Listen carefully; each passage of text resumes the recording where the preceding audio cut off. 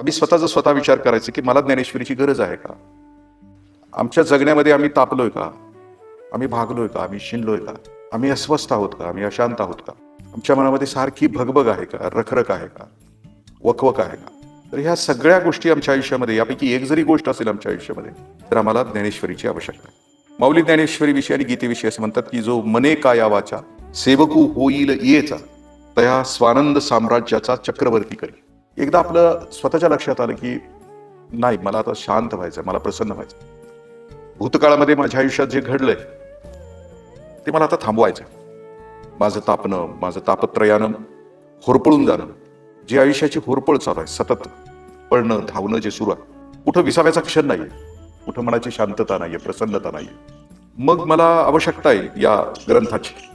पण या ग्रंथाकडे वळायचं असेल तर माऊली म्हणतात की मने काया वाचा, मनानं या ज्ञानेश्वरीकडे वळायला पाहिजे, शरीरानं ज्ञानेश्वरीकडे वळायला पाहिजे, आणि वाचा म्हणजे पाठ करून जाता येता सतत या ज्ञानेश्वरीकडे लक्ष दिलं तर मग माऊली असं आम्हाला वचन देतात, जो मने काया वाचा सेवकू होईल येचा तया स्वानंद साम्राज्याचा चक्रवर्ती करी.